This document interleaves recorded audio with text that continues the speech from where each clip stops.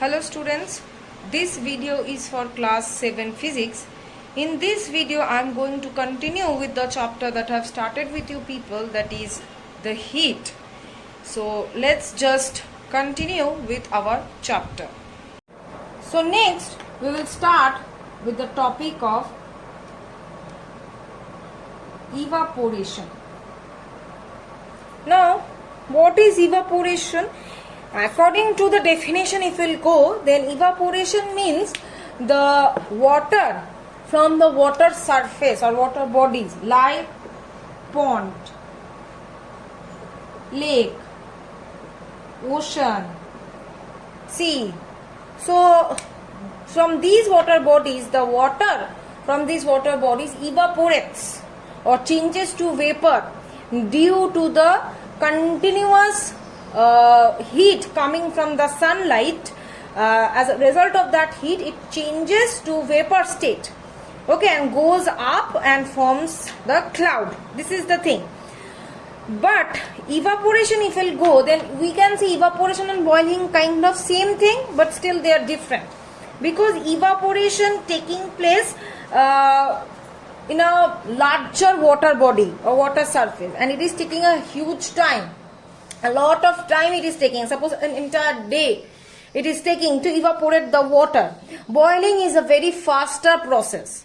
And in case of evaporation, only the surface water, not the entire water, but the surface water is being heated and it is being evaporated. But in case of boiling, if I'll consider, in case of boiling, then what will happen? The entire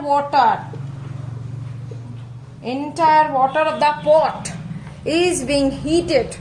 Clear? So evaporation is also the change of state from liquid to gas at all temperatures. That means it does not require a high temperature, but it can take place at a minimum temperature as well. So conversion of liquid to gas and heating. Now boiling takes place at a fixed temperature, while evaporation, just now I have said, it can take place at all temperature. Drying of clothes in the summer season, okay, or in the winter season takes place due to evaporation. And we can say by this process that evaporation is a very slow process, whereas burning or boiling, it's a very fast process or rapid process, you can say. Now next thing is that this evaporation part is done. Now the next part we will go, that is during this change of state at a fixed temperature, either the body will absorb the heat or will release the heat. But it does not change the temperature of the substance. It is called latent heat. So what is this latent heat? That means whenever any state of the matter is being changed, suppose solid to liquid or liquid to gas, okay, the temperature is fixed. Only the heat will either be released or absorbed. This does not change the temperature of the body. Only the heat is being released and the heat is absorbed during this change of state. Suppose ice to water vapor. This here the temperature of the body is not changed, but only the heat is being released or absorbed. This is termed as the latent heat, which is helping to change the state of the matter. Clear? Now next we will go for the topic of thermal expansion. Thermal expansion means, the word thermal means heat, okay, and expansion means it is expanding or increasing in its volume. So it has been proven that whenever, whatever the substance is, it can be solid, it can be liquid, or it can be gas, whenever these substances or the states are being heated, then it will expand. That means if it is being heated, then it will expand. Now if it is being cooled, then it will contract. That means when it is heated, it will increases its volume, and when it is cooled, it will decrease by volume. Now we will see this thermal expansion in solids, liquids and gases in a separate way. Now the thermal expansion in solids. Now we know that a solid is having a definite shape and a definite size. So when it is heated, it expands in all the directions. That means the length, area, volume, everything increases on hitting a solid. The increase in length of the solid is called linear expansion. Okay, length is linear expansion.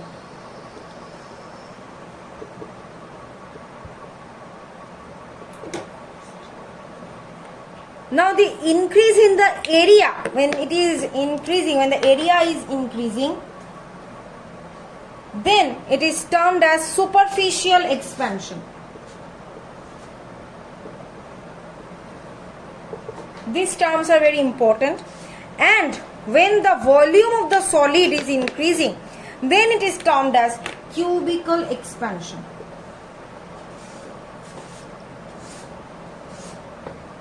Clear? So when the length, it is linear expansion. When the area is increasing, it is superficial expansion. When the volume is increasing, it is called cubical expansion. Clear? Now different solids expand by different amounts for the same temperature. Suppose brass expands 1.5 times than the iron. Okay, some substances like pyrex, glass, etc. expand very negligibly on heating. Now there are certain applications in our daily life on this, based on this thermal expansion. Okay, first example given in your book is the telephone and the electric wires. When connected in summer between two poles, they are kept loose. Why? So that they may not break when they will contract in the winter season, because when it is cooled, these coils or these cables is having a tendency to shrink or to contract.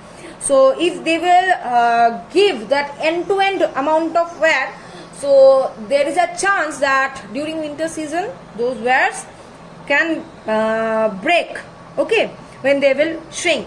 On the other hand, if the wires are connected in winter, they are kept tight. Why? Because during the summer season they will expand. Clear? Another example is that during the construction of a bridge, steel girders are used.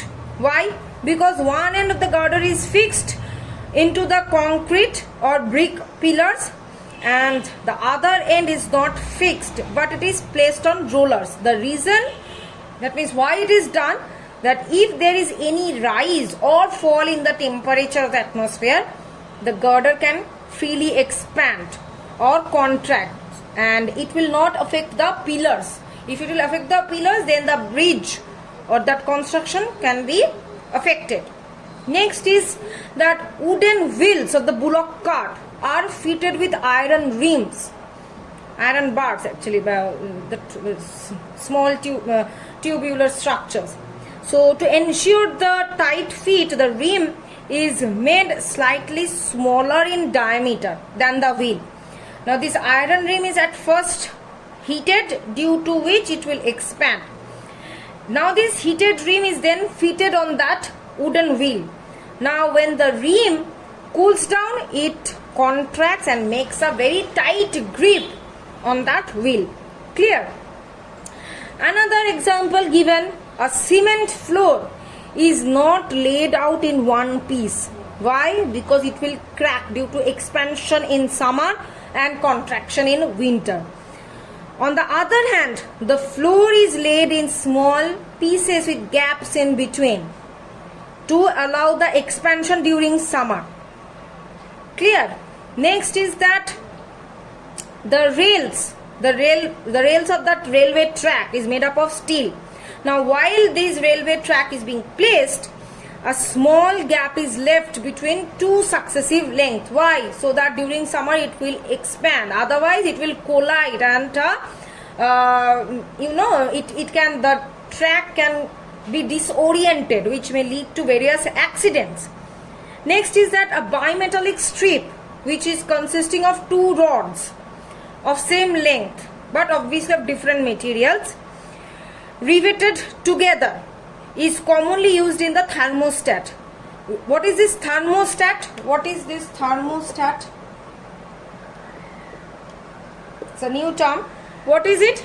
It is a device used to control the temperature. A thermostat is used in electrical gadgets like refrigerator, electrical iron. So in this way it is made so that it can control the temperature. Okay, so till this much I am keeping this video. In the next video I will continue with the chapter. Thank you.